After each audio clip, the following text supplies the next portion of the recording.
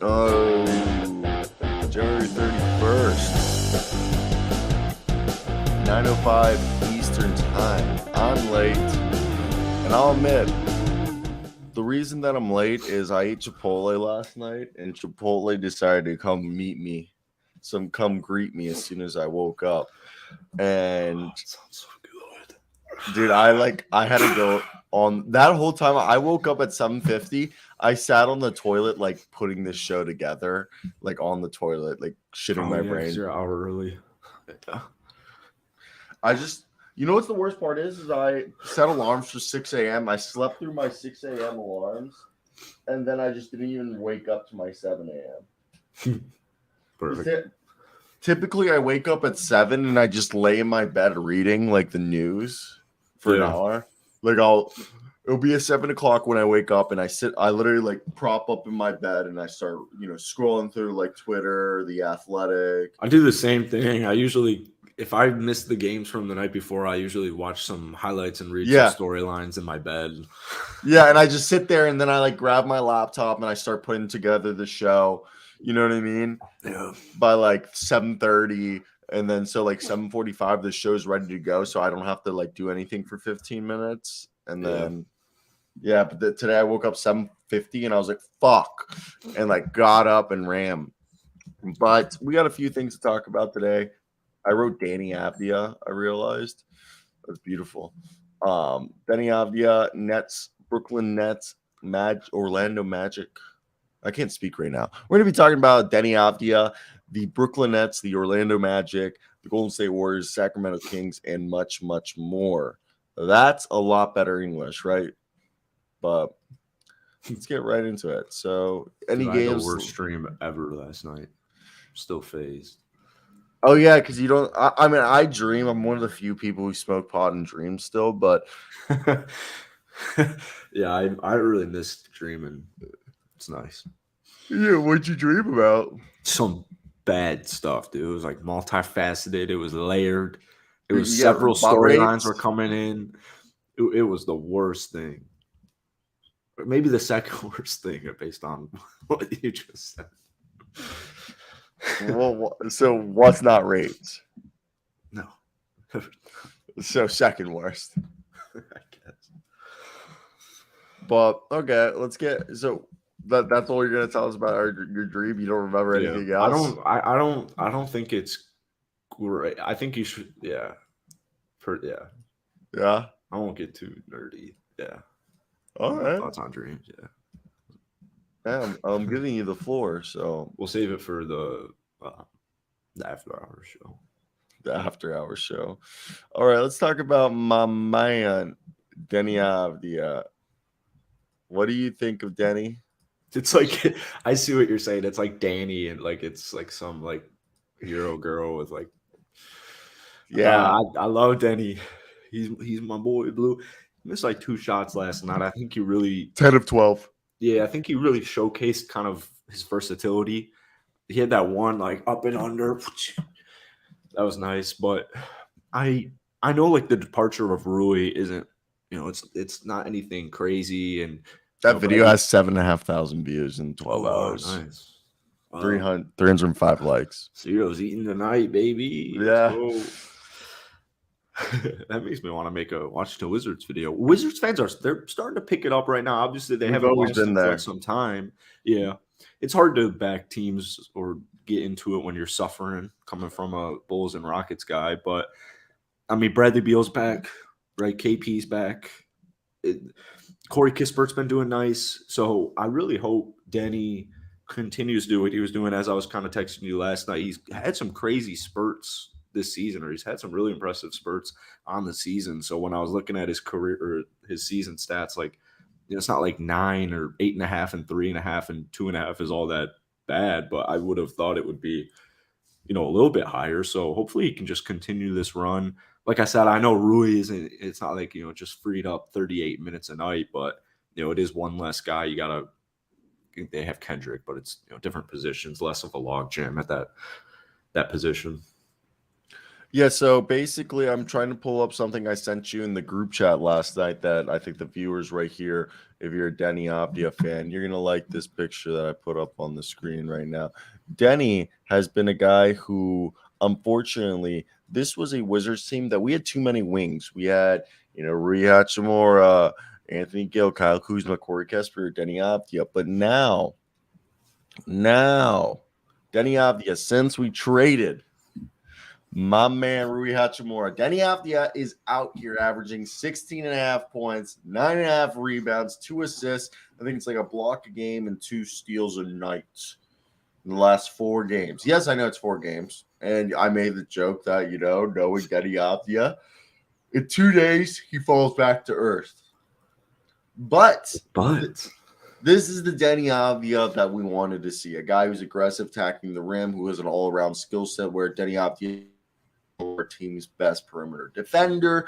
Deni Avdija is the secondary ball handler. Last night, if you watch the game, they kept putting the ball in Denny's hand. They kept telling Deni, go to work, go to work, go to work. And he was attacking the rim, or they did this cool thing where Kristaps Porzingis would go to the top of the key and he would pass it to Kristaps, and Kristaps would just immediately give the ball back to him off a dribble handoff, and then he would attack the rim. And I would just be like, that's such a simple play, but it works because it just resets the dribble. And I think small things like that, it just shows that there is a core here of Beal, Avdija, Kuzma, and Porzingis. We're just missing a point guard. And hey, Kendrick Nunn, Monte Morris, and DeLon Wright aren't doing that bad of a job. TBH. What are your thoughts? I don't think I'm an over optimistic.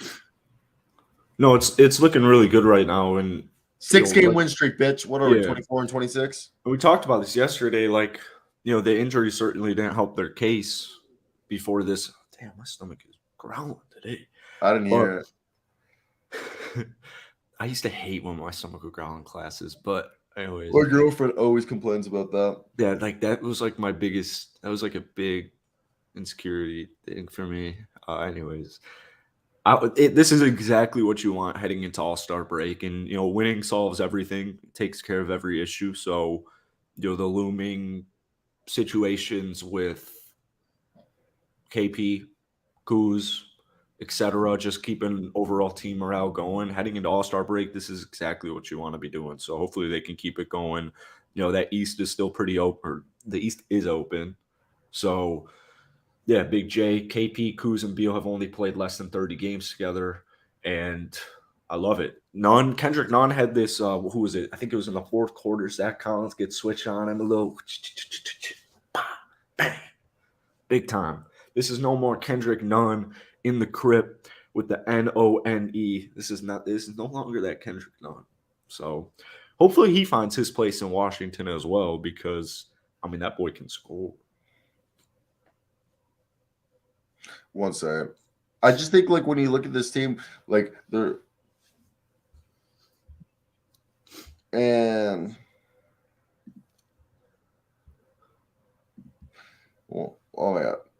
I can keep spewing. Yeah, keep spewing right now because my girlfriend's wants to know if she wants to go to the gym, but she's sick. So you gotta do it. Yeah, that's what. You'll feel so much better after it. But anyways. I want to know how to get that stubble on the screen that Deni Avdija has. But, this is one of those interesting. I think Bradley Beal's also done a phenomenal job since he's come back. What has it been, 2 weeks, maybe 2.5 now? It's nothing anything crazy. He's on a little bit of a restriction to start off that injury comeback. But last night, I believe something around the line. I think it was 21 or 22, 7-7. Him and Porzingis have been doing a great job at creating for other players' playmaking, because at the same time, you got to respect both of them. Monty's a nice complementary piece. DeLon's a nice complementary piece. And now you got Kendrick as a nice complementary piece. So, the big three is pretty. It's when they're on. Are you believing in the big three? Are you believing in the big three when they're playing good? I like it. It's not bad. It's not bad. It comes back to the argument that this isn't a bad group. No. I personally wouldn't want to be playing Taj Gibson, You know, Yeah, what did like 2 nights ago had like yeah, I think he had like a double. Taj Gibson is playing 10 minutes a night so far this season. Yeah, Watching Taj Gibson on my Bulls in like 2011. I know he's appeared in only 32 games, but still, man, like Taj Gibson, like fuck OG, him. the vet. You need players like that on your team though, especially with a younger group, kind of rising squad trying to not only figure out their identity but create their team's identity and fit all the personalities and the way they play together. Having a guy like Taj Gibson as your glue vet, it's huge. So the problem with this team, I agree with you. Like, I agree Taj Gibson's a big guy, but like I look at this team and arguably it's hard to say this, but it's true. Kyle Kuzma, Bradley Beal, Kristaps Porzingis, Deni Avdija, Corey Kesper, Monte Morris, DeLon Wright, Kendrick Nunn, and Daniel Gafford. Oh, and Gaff, yeah, Gaff missed last night.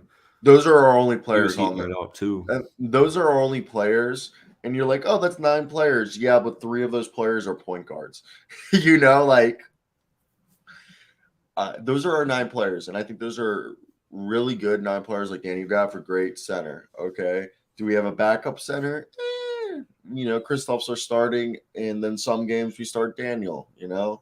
But I just think, what's your going into the offseason? If we re-sign Porzingis, we re-sign Kuzma, and let's say we keep Kendrick Nunn, Monte Morris, and DeLon Wright, what would be your actually Kendrick Nunn probably not, but DeLon Wright and Monte Morris, yes. I think they're under contract. So what would you do right here? What, based on that? Yeah, based on that, if you brought back Kuzma, Porzingis, Beal, Avdija, like what's your move right here? I personally think you trade Isaiah Todd and Johnny Davis. That's the first move. Those guys aren't on the same time. They aren't on the same timeline. And like, I'm not saying let's trade for a first round pick. Let's package their contracts and try to get like a vet on a rebuilding team. Okay. Yeah, I like that. Definitely. Like, right. So by then you'll have about, if Nunn's off, both parties might be open to bringing him back, which I don't think is in a bad interest based on the 4 games he's played for him. Yeah, that's about 20 mil in cap space. It's just the issue is you do have. I mean, man, Kuzma's on such a nice deal. So once Kuzma gets his payday, you're an over the cap team. The issue with Bradley Beal is, man, dude, when his last year of his contract, he's gonna be making $57 million. I know the cap's about to raise, but you know, it complicates everything. So I think they gotta. If you already have your star power, you already have your guys. Now it's filling out the roster, like you're saying. Maybe trade your younger cats that aren't working, and you try and get some established veterans. And yeah, I don't think that's a bad plan at all, one bit. Yeah, and I think like you hit up. This is all hypothetical, but you hit up a team like, let's say if Indiana, they want to they want to move on from Chris Duarte, and they're still kind of like retooling, rebuilding. You go like, do you guys want Johnny Davis and Isaiah Todd to round out your bench? We'll take Chris Duarte off your hands, or you know what I mean? No picks involved. Yeah. Or something. That's just like I have no idea if that deal would work. That was just the first one that came to mind. Just I think if they can make small, I really think this is a team that the starting lineup is good. And if we I really don't think DeLon Wright, Monte Morris, and Kendrick Nunn, if you go by point guard by committee, I don't think it's such a bad idea. Yeah, I mean it's not ideal, but it's not. Yeah, with the facilitator playmaking of Beal and KP especially. And even Deni Avdija. Yeah. People aren't realizing Denny's a great playmaker. But let's move on, and we're going to move on to the Brooklyn Nets rallying. First off, did you see that Kyrie shot where he jumped up and basically did a forward hook over top of, I forget, 2 Laker defenders? Basically, it was like the game-clinching basket that put him ahead. So I think that. Thanks, hey, morning, Bruno. Big J52. GM. Goodwin, I do like Goodwin too. I love Goodwin. It's just right now we're gonna see less of Goodwin until we cut somebody because he's on a 2-way contract. Yeah. So there's that. But hey, what do you think of this Brooklyn Nets game? And I mean, again, it was a win over the Lakers, which I think should not be taken for a grain of salt. The Lakers have been surging. It just sucks. I will say this about the Lakers.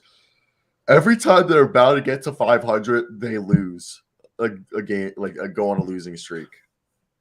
Every time they close it, every time they close in on 500. What are you going to say? If AD didn't just come back and, they're going to have to rest him. Last night, LeBron and AD are out, so I just know going into the game, I get, KD's out, I get Ben Simmons are out, but they're going to lose a game probably, right? That's just the way she goes. So that's the concern is you're 5 games below 500, but you need AD to play as much as possible, and you need LeBron to play as much as possible. And, whether it's injury or age, those are guys you'd rather be 10 games above 500 so you can take your rest nights. You can rest those legs. So, yeah, the Lakers' issues are – I mean, that's why you got to trade Russ, but – getting AD back was nice. The Brooklyn Nets last night, the reason, I mean, you're still without KD, no Ben. The reason they won that game was because of the bench. Kyrie also put on a masterclass performance.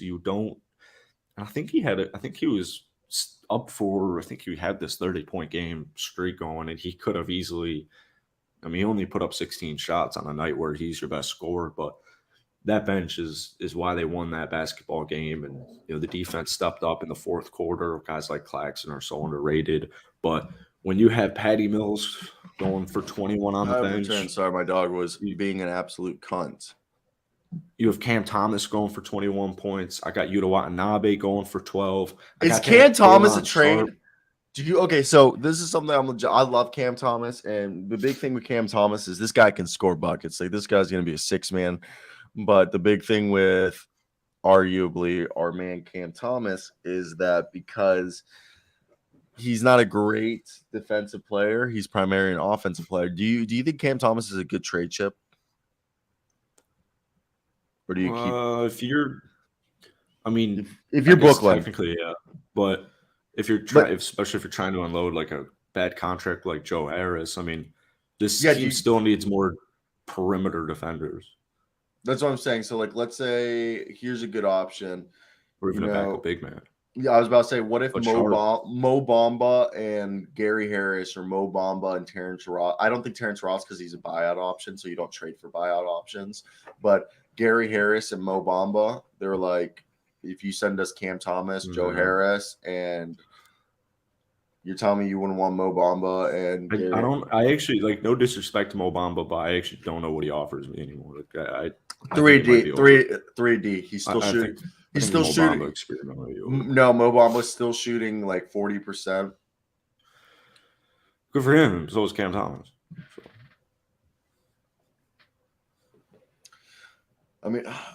I just think right there that just gets you 2 players under contract for an additional year who are. That is nice. Yeah. De'Ron Sharp played phenomenal last night. So, I don't know if there's a need for a backup big man because De'Ron Sharp showing that his rebounding ability is freaking legit. That guy had a dunk where he just went up big.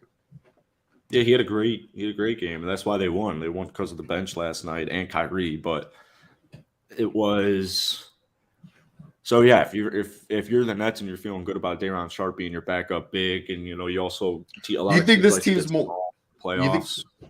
You think they're more of a backup? They're in the market for buyout options instead of trades at this point. You think they're looking at Will Barton, Terrence Ross? Who else have we said potential? Nerlens Noel, Rashawn Hall. All those players would help. Not Rashawn, but all those first 3 would help them a lot. Yeah, who else is on? Would solidify me as. I had him in the preseason going to the chip, so I think that would solidify my pick. John Collins seems like a long shot because if we agree, a John Collins deal, the Brooklyn Nets don't have the best offer from all the teams. So I don't see that happening. I see this team prying, at least 2 guys off the buyout market because from my understanding, there's 5 buyout guys. If Jay Crowder isn't traded, Will Barton, Terrence Ross, Rudy Gay, Nerlens Noel, Rashawn Holmes. Am I missing anybody else? I'm sure some will even pop up as well. I don't think because I'm pretty sure Rashawn's on a multi-years, so I don't think it'll happen. No, people don't realize people are like, yeah, when do buyouts happen for multi-year guys? a lot more because you know what's called? It's called stretching a contract, you morons. Guess who's still getting paid by the Oklahoma City Thunder? Paul George. Kyle Singler. Oh, wow. That's a name. It's been a while. Yeah, they're still paying him this season. Okay. And he got cut 6 years ago. 7 years ago back. So like when you have a big contract, you just waive it. Fuck it, bro. We'll give you $1 million for the next 10 years. So I'd actually rather trade Seth Curry will be a free agent here at the end of the year. I'd rather trade Seth Curry than Cam Thomas. Yeah, and but I was also, saying you got to keep in mind Day'Ron Sharp might be a great trade chip to get a player like John Collins. So for me, the whole thing is the reason why I recommended do you trade Cam Thomas is you don't have Cam Thomas. You could argue would be your first round pick. You could be like to a team. You're like, hey, we're not going to attach a first round pick, but we'll attach Cam Thomas. He's got 2 more seasons under contract. Plus, you get his restricted free agency class / qualifying offer. He's young. That's our first round pick. We'll give you a second if you're really bugging us for a pick, and then you take on the big contract. Yeah. One thing could be really interesting is if they decided to move on from Ben Simmons. I saw that NBA scouts are urging them to, and it's not because I'm giving up on Ben Simmons. There was a game where he had 0 points. I believe it was last week, and I felt really done with him. But if he's still working his way back, he misses games. You got to monitor the situation. But I don't think people were expecting Nicholas Claxton's ascension to be this impactful. Yeah, so, no, I agree. It makes Ben Simmons, it's like he's probably better off coming off the bench in that case. Because you can't have what's-his-face come off the bench. You can't tell Claxton. You don't want any. Yeah, definitely not Claxton. So it's even Seth Curry. Seth Curry's averaging 16 for the month of January. Seth is nice. I just wouldn't be surprised if they were to be able to get a guy like John Collins. Seth, might be Seth, Cam. Because Ben Simmons, it's not like he's bad. He's just Draymond Green now. He's just putting up 7, 7, and 7. He's just being too soft for me. I don't know what's going on. It's hard. I don't know what's going on either. And There's games where he'll like come out like that Spurs game from last week. There are games where he will take 6 shots in the rim in the first 5 minutes. And then there are games where he has 2 points. Yeah, so right here we have against San Antonio, he put up 10 shots. He had a double. He had a triple-double. Kyrie was out of that game. Yeah, and he had a triple-double, but he did have 7 turnovers that game. Yes. Yeah. And then another game. I'm trying to see all the games that he had 10 against Philly, right? Look fine. 12 points, 5 rebounds, 5 assists. Check out this. Okay, if Ben Simmons at least attempts 9 shots this season, he basically scores in double figures. Yeah. Except one game he put up 8 shots and he made every single shot and had 20. I mean, I don't know. Like the best month of Ben Simmons I think we've had was the month of November. In November. Was he coming off the bench in November? I think he started that. So I believe it was the start of the month. November was when he averaged 9.5 points to only 2 turnovers. He averaged 1.3 steals, just under 1 block a game, 5 assists, 7 rebounds, and shot 70% from the field. Yeah, it's very efficient. That is so efficient. Like, that is so good. That's the numbers. Like, if you're not going to score Ben Simmons, we need you to be this guy. The 9.5, 5, and 7, Yeah. It's just annoying. I agree. It's annoying because we know Ben's better than this. Yeah. And what is with the reluctance to score? Well, he's never been a, prolific scorer. He's never been a shooter. But it's like his offensive repertoire has just regressed. Yeah, from the start of the season to now, you can tell he's starting to get his legs under him, and he'll have his glimpses. But the injuries might be severely downplayed. That could be what's going on here. I don't really think it's a reluctancy to score based on those games where he attacks and Could it be a Philadelphia. Brook Lopez situation? Do you know what I mean by that? Effed and he needs full on. Because think about it. Literally, think about it. Because you remember Dwight Howard. Okay, Dwight Howard was a guy that was shit. We thought his career was over after he played for the Hornets, the Hawks, and then he goes to the Wizards and only plays 9 games because of like this terrible back problem. Goes and has back surgery. Comes back, plays 4 more seasons in the NBA, wins a championship, and then another example this year, Brook Lopez. Everyone's like, damn, Brook Lopez missed all of last year because of back surgery, but he comes back, starts moving well. This year gets a full offseason after having back surgery, and he's second place for the defensive player of the year, or third place, depending on how you rank. Jaren Jackson Jr. and Nick Claxton are arguably one now, but Brook Lopez having a career year, not only defensively, but rebounding, one of his best rebounding years since his last year with the Nets, one of his best scoring years since his last seasons with the Nets, basically having his best year in 7 years. Brook Lopez, after finally having a back surgery that alleviated the back pain that he's been suffering for years. Okay. And it took him, I think he said, like 3 or 4 back surgeries. For Dwight Howard, it took him as well 3 or 4 back surgeries. I think right now Ben Simmons has only had 1, maybe 2 back surgeries. So maybe that back is not right, because you don't understand. Like we've said in the beginning of the year, when Brook Lopez was moving this year, he was like a brand new man. Yeah. Do you think that could be the thing, that Ben Simmons is back? Yeah, it could be. I think we'll know from a year from now. But I've never suffered a back injury, but I have a guy, one of my boys is like a really big skier, and he hurt his back like in high school really bad from skiing, and he has back problems. Like whenever he comes home from work or like goes skiing and stuff, he has to come home and grab one of those like styrofoam roll bars, and he like lays on the floor and he does like a bunch of back stretches. And it's been maybe 10 years since he hurt his back. Shoulder hangs are supposed to really alleviate any shoulder and back issues. When you go on at the gym? Just straight up hanging from a bar.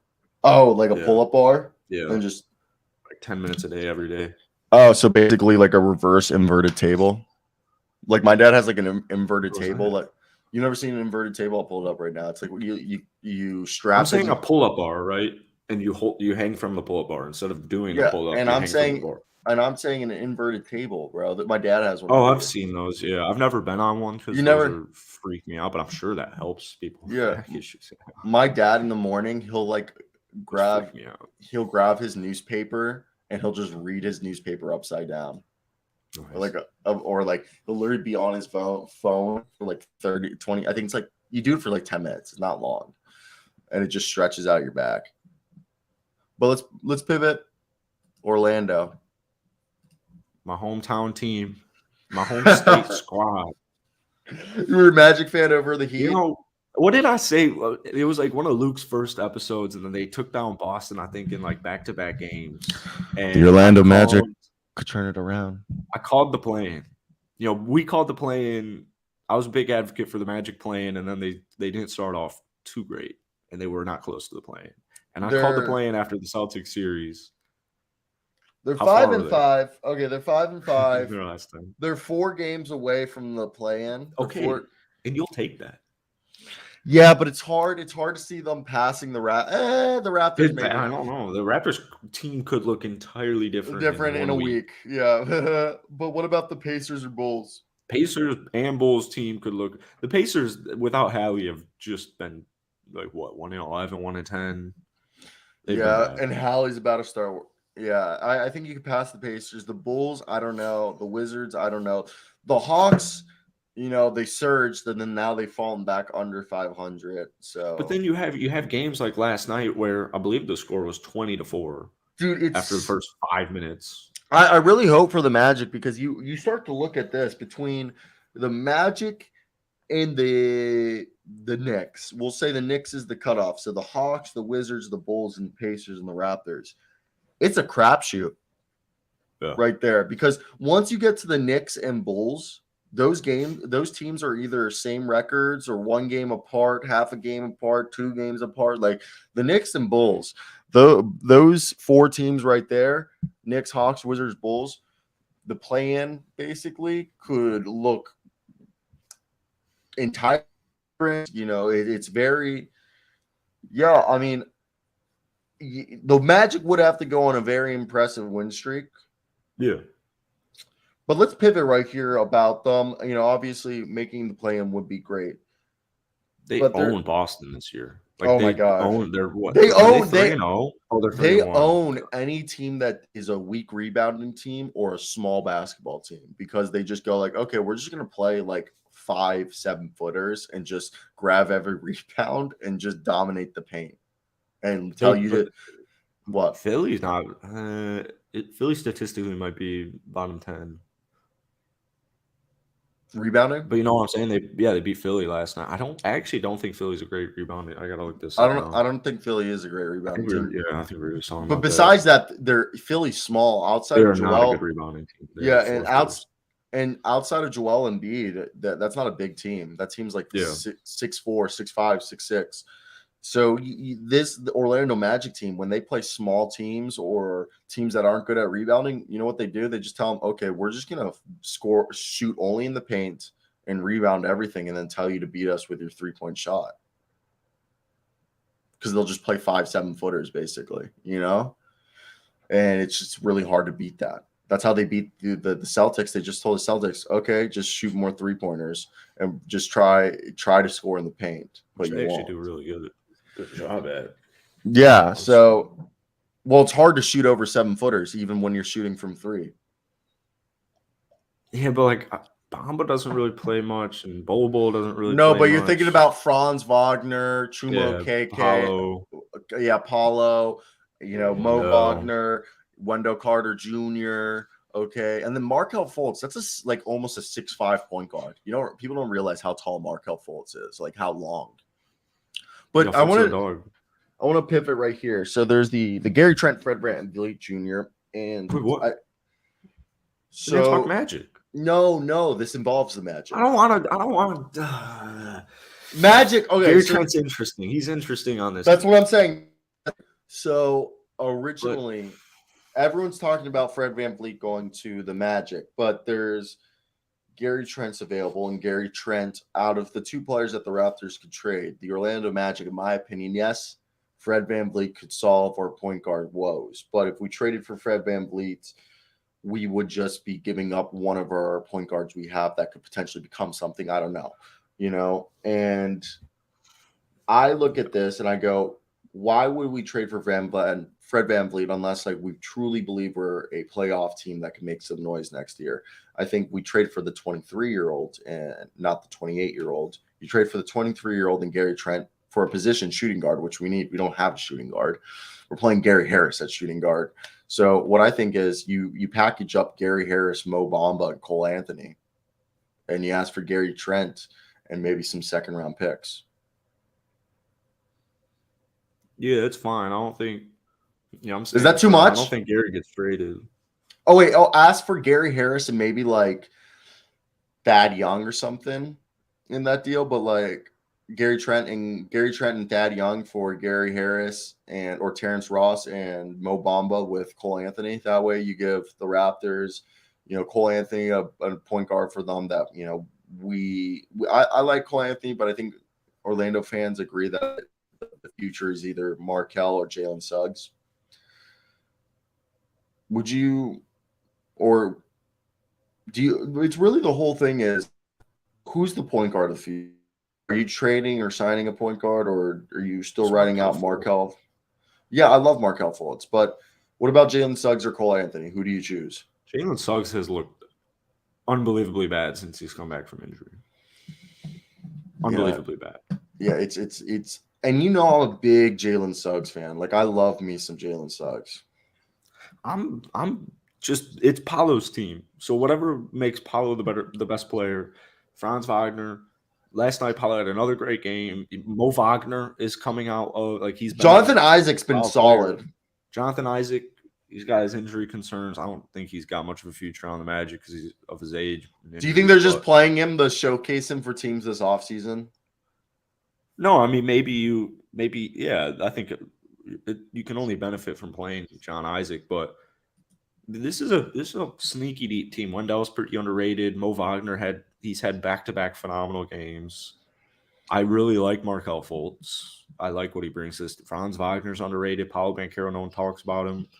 So I think every move the Magic do in the future, starting at the deadline, is going to be whatever benefits the future of Paolo Banchero the most. So speaking of Jalen Suggs, it has not been pretty for Jalen Suggs. As what would we say? Okay, so he got hurt in November. In November, if we combine, basically in November, he was playing 30 minutes a night, shooting 40% from the field on about 12 attempts a night, 27% from three, 67% from the free throw line, almost 4 rebounds, 6 assists, a block a night, 1.5 steals, 12.5 points. Not terrible. You know, you would be like, okay, this is still a young player who really hasn't played a full season of basketball, and it wasn't terrible. But then so far through January, he's playing 16 minutes a night, 5 shots a game, 37% from the field, 23 from three, 74% from the free throw line, 2 rebounds, 2 assists. It's in 5.5 points. It's just that was a big, he's a good rebounder. He's a good assist. The issue before he got injured was he was not an efficient shooter. He was not an efficient scorer. He wasn't in college. Markelle Fultz he just won the battle. Markelle Fultz, this is his job. Markelle Fultz is also shooting like 34% from 3 on 2 attempts a night. And so we know we know that Jalen Suggs and Cole Anthony, they could play the shooting guard position. But at the same time, I got to showcase Gary Harris. I got to showcase Terrence Ross. I got to showcase my guys. So Jalen kind of came back at an unfortunate time as far as everything is considered, and he wasn't shooting good enough. And, right now I'm not seeing too much. Like, I know he's playing, 16 minutes a night, but he's not scoring. He's not distributing. He's not rebounding. He's just playing defense. He's not efficient. He's a great defender. So I think for me with Jalen Suggs is there's no panic button. There's nothing like that. I still think his career outlook looks really good, but there's just a log jam right now. There's a lot of moving parts. So just get healthy. And once the trade deadline is over, once second half of All-Star break comes, I think that's when he starts figuring it out again.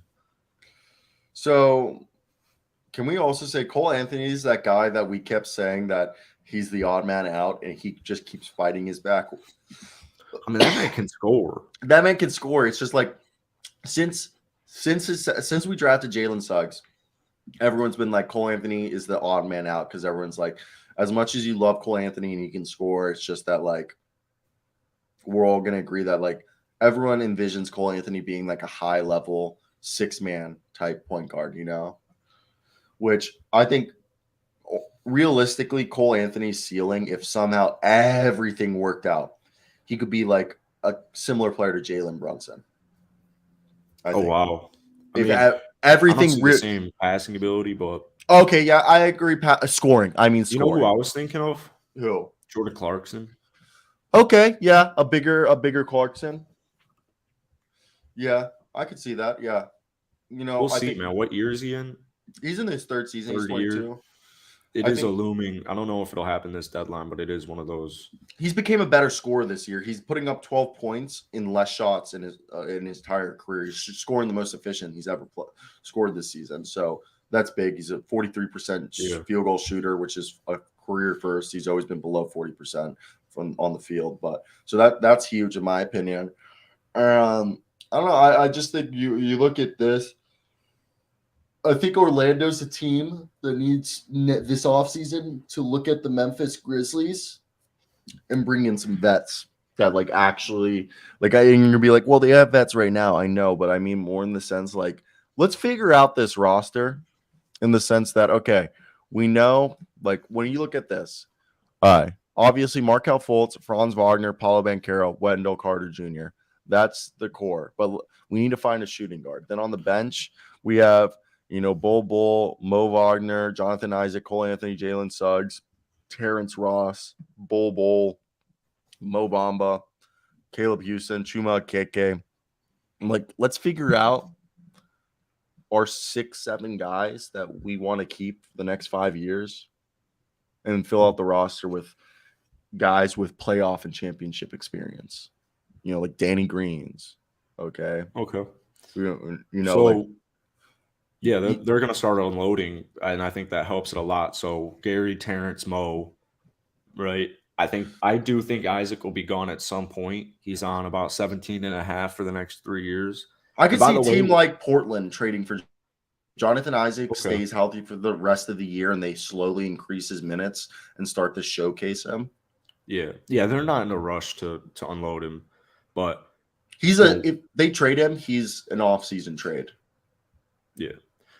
Maybe they move up in the draft, or maybe they, acquire a star type player with a bundle, whatever it is. I really like the way their salary is, and Paolo having your best player on a rookie contract is huge. And by the way, Wendell Carter Jr., just off the dome, this looks like the best contract in the NBA right now. Jonathan Isaac and a Gary Harris sign and trade for D'Angelo Russell.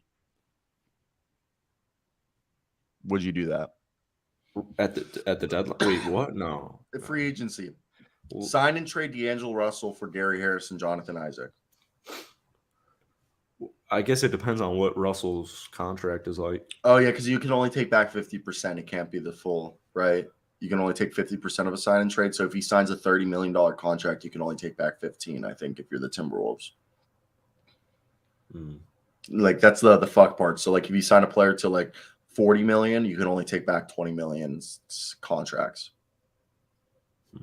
That's why when they do sign and trades, it's for like a star player that the opposing team usually sends a bunch of prospects and picks back because they have to fit like X amount of money.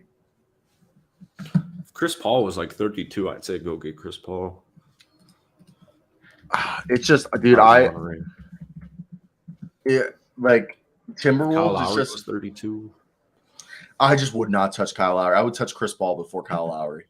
But this is like 5 years ago when he's 32. Yeah.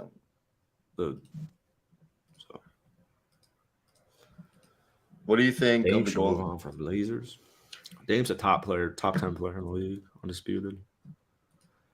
Golden State Warriors. How What up, Swaggy? How about them Dubs? Steph with 38 points. Okay, wait. First off, let's address this. Bull didn't fall off. It's just it's just that more guys got healthy and Bull just lost minutes. They just have too many players. Yeah, that's fine. I mean, he also was balling his ass off. You just have too many players and you just got. And Blazers will never move on from Dame, and Dame will never move on because they just signed him to that $60 million contract, which basically means he's untradeable. Like, as much as I love Damian Lillard, no one's paying Damian Lillard $60 million a year. Yeah. Because that's what his extension was, wasn't it? 2 years, $120 million they gave him. Who I'd pay $60 mil? LeBron, KD. No. 60 mil. It's too much money for me. It's just when you get paid. I did like that Knicks OG rumor. It's just the reason why it won't happen is you don't trade a star player within your conference. Would Toronto want to trade OG Anunoby to the Knicks so they can see him in the playoffs every year? No. That's how it is. Teams are that petty. Teams will not trade players within their conference. Well, it's just a smart call. You rather not see him as many times a year than have to know that you're going to have to go through that guy in the playoffs and always regret that you traded him. Yeah. There. Teams are that petty. I will say, man, it's like the Aaron Rodgers. It's like Aaron Rodgers right now in the NFL. Everyone's talking about Aaron Rodgers, and the Packers have came out and said that Aaron Rodgers will be traded or released this offseason. No, they did not. Yes, it has been. No, they did not. Adam Schefter went on the patent. It could happen. They said they have agreed that it is in everyone's best interest that Aaron Rodgers is leaving the Green Bay Packers this offseason. So everyone's starting to speculate that because they're mutually similar to what they did to Brett Favre. They have said that no NFC team is going to be getting Aaron Rodgers unless he's released, which is very unlikely. And they're saying that he's more than likely going to be traded to an AFC team because the Packers do not want to trade him to an NFC team. So where's he going? The Jets? Yeah, the Jets is the number one option right now. He's not going to the Jets. I'll put $50. Aaron Rodgers no, will be guess, back in a Packer uniform. Let me tell you right now. The one that they're saying that is the most likely option because he bought 100 acres there of land, and there's a coach that he very much respects, and they have a top running back, and they have a top defense. They're talking about the Tennessee Titans. Titans make a lot more sense because of the division, especially. Sorry, yeah, Swaggy, right there. It said I might be wording it wrong. It basically said the Packers trade remains possible. That it's just. It's basically they're saying that they want to move on with Jordan Love. They don't want to pay Aaron Rodgers. I think it's what Aaron Rodgers has $55 million, $60 million this offseason due. That's where it gets really dicey. Is it's in Aaron Rodgers' best interest to not get traded. No, but like Aaron Rodgers, like everyone, and the thing is 7 of Aaron Rodgers' closest friends are expiring contracts that the Packers have told. Mercedes Lewis, Randall Cobb, Robert Tonyan, Mason Crosby, and a bunch of others, and they told Aaron Rodgers that they're not re-signing those guys, and like that's part of the problem is for Aaron Rodgers. Aaron Rodgers, I like Mercedes, but I mean that's just too old. We gotta get younger. We gotta get faster. Yeah, let's pivot, but like you get what I'm talking about right there. I don't see the Jets happening, but Tennessee makes a lot more sense. Oh, Tennessee would be beautiful. Tennessee, I would love that. I've never been a real big fan of the Titans uniforms, so I just can't see 12 in them. Wow, I love them. I don't baby blue, Carolina blue. I was about to say the baby blue ones I like, but I don't like the navy blue, the dark blue ones they have. Well, those are OG classics right there, man.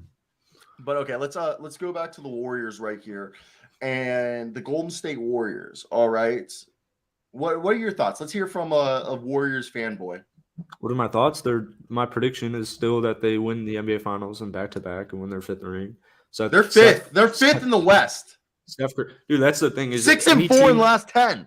Any team in the West that wins 4 or 5 straight games, you have bang home field. If you were home court, if you were out of the top 8, home court, bang 4 or 5 wins. Like Minnesota's 5 right now, I believe.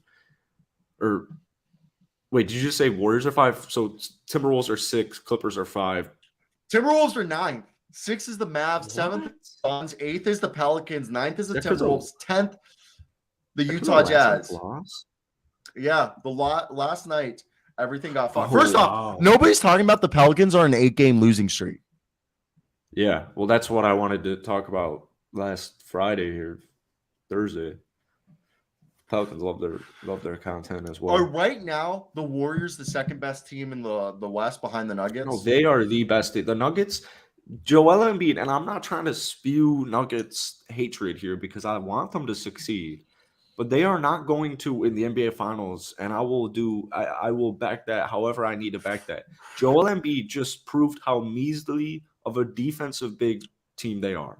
He completely embarrassed Nikola Jokic and established himself as there is no doubt he is the best offensive center in the game of basketball. It wasn't even close. 47 points on the back-to-back MVP. They need height. How many points did Jokic? How much points did Jokic have? Like 24. And how many? He got embarrassed, man, and no one's talking about it. No one's talking about it. I've been saying the same thing all goddamn year because no one understands it. The Golden State Warriors are the best team in the Western Conference. They're the best team in the Western Conference. They have everything I need. JaMychal Green's back. Dante DiVincenzo is the Warriors. Are the Warrior Dante DiVincenzo has came alive? I will give him that. But are the Andrew Warriors is back? Clay's balling his ass off. Are the Warriors the most dangerous team on the buyout market? They're at least going to get one guy.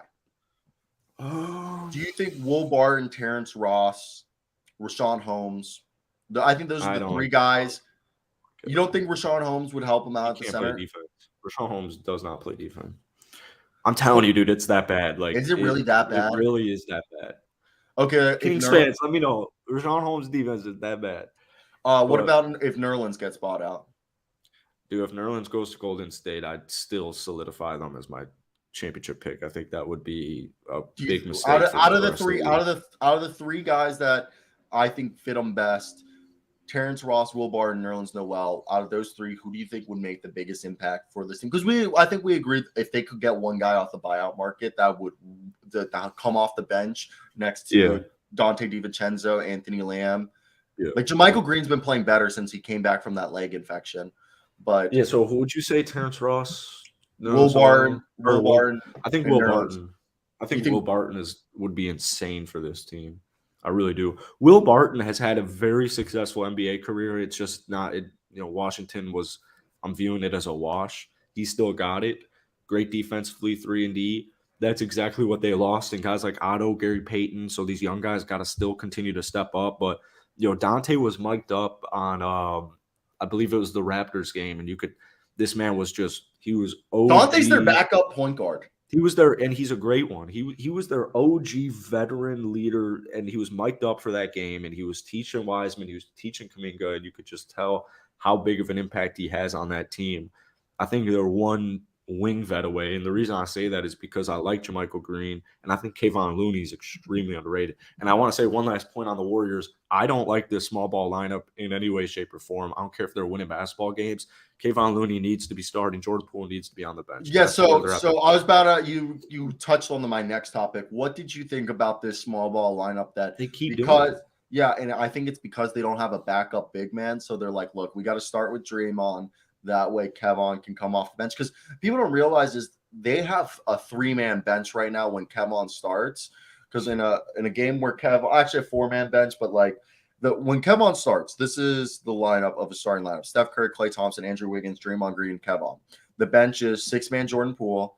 Then it's Jonathan Kuminga and Dante DiVincenzo, and then Anthony Lamb. And then you have JaMychal Green. Obviously, if you could put in Will Barton, Nerlens Noel in there instead of JaMychal Green and Anthony Lamb, that's a way better bench of Jordan Poole, Jonathan Kuminga, Dante DiVincenzo, Will Barton, and Nerlens Noel. Whew. That like right there, you're just like, okay. Like that's the whole second unit's its own lineup. Nothing against Anthony Lamb. It's just like, look, Anthony Lamb, you've been incredible. You've done really well. You've earned yourself an NBA contract. You just shouldn't be playing 11 minutes a night in the playoffs for a team that has champions.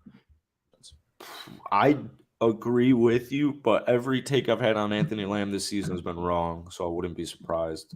Because Golden State, Steph Curry, they bring out the best of everybody. Kevon Looney is so underrated, and I like what you bring up. So last night, JaMychal Green didn't play, but when he does, I think Kevon should be starting 100%. Put Poole on that bench. But I guess when you're going up against a team like Oklahoma, whose only center is Mike Muscala, I guess it makes a little bit more sense. But I still think they're a lot better off. I mean, Oklahoma was 38-20 after the first, but I never really felt like the game was out of hand for Oklahoma to come back, which they did.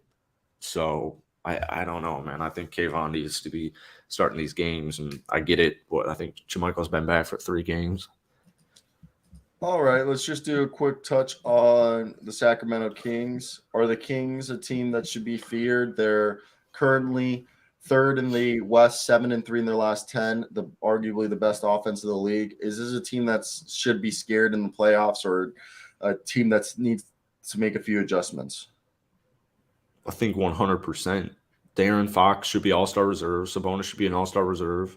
Keegan Murray has really acclimated nicely. I like the veterans in Harrison Barnes. Trey Lyles and Malik Monk pretty much sealed this basketball game. They won them this basketball game.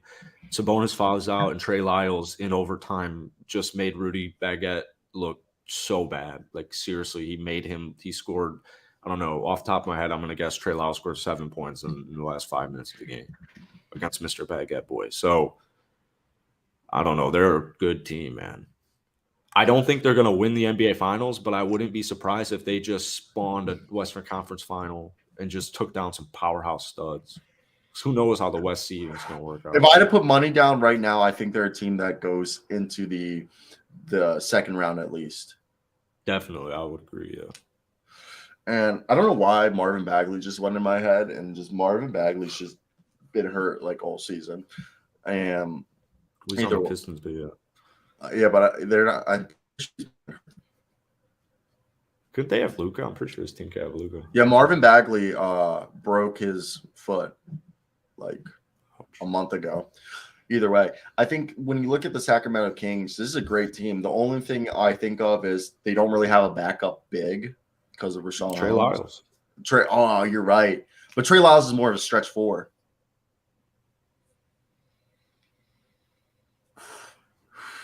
But like, I don't mind. Yeah, I don't mind the stretch four backup big in the playoffs. Yeah, and Alex Lynn hasn't been bad.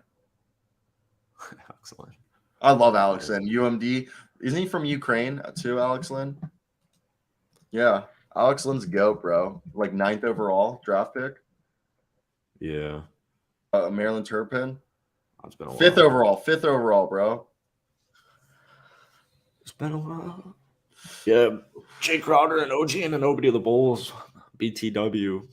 Then Lonzo comes back and we win the championship. BTW. Then AD comes home.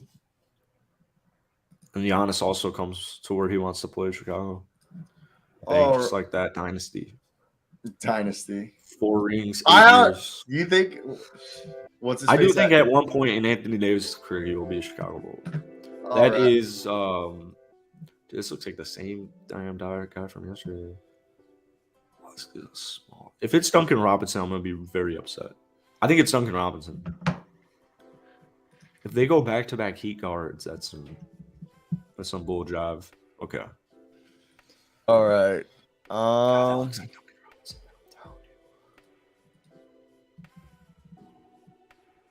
Christian Brown. He's in the West.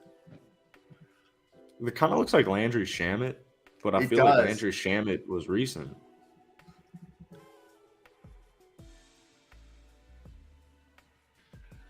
Okay, so he's played for the Suns, and he's in the Pacific. Austin Rivers, I don't think, is in the Pacific, right? No. Lakers, Clippers. 25. Lakers, Clippers. This is a Laker. Is it? What's Rui's? Is that Troy Brown Jr.? Oh wait, it's not a Laker. Wow, he's 6'5" though.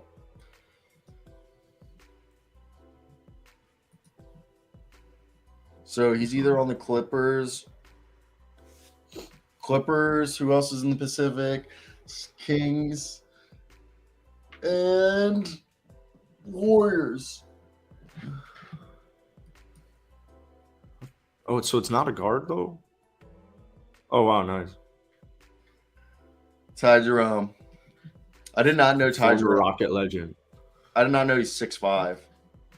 Yeah, I didn't know that either. Damn. All right. Good show today. Skip. You have any closing thoughts? No. Bulls dynasty. That's it. Bulls are freaking dogs. Not really. Hopefully. No, but like dogs in the sense like through the media shitstorm that they've gone through. And just being like ignoring it, putting their blinders on. Yeah, a lot of Bulls fans want them to blow it up completely. Yeah, and they've just ignored that and they just kind of like turned their season around. No, yeah. Like they're okay. It was a dumpster fire. Now it's not that bad. It was not. I would argue it's a dumpster fire right now. I think this season has just kind of been the same. At every point, they've been like a couple of games below 500. They'll win like maybe 2 or 3 straight, and then they'll lose to like the Pacers, and they'll give up like a 22-point lead in the fourth quarter. And Zach LaVine can't be a number 1 option, and he's overpaid. It's just the problem is they have 2 number 2s as their number 1. Zach LaVine just wants to be that guy so bad. He's not, and I love him to death, but the contract was so bad. And Lakers, make it happen. I know you want him. Give me AD. Who's the worst contract, Bradley Beal or Zach LaVine? I'm gonna go Bradley Beal. I think it's Zach LaVine. Well, also, can I put up a crazy stat?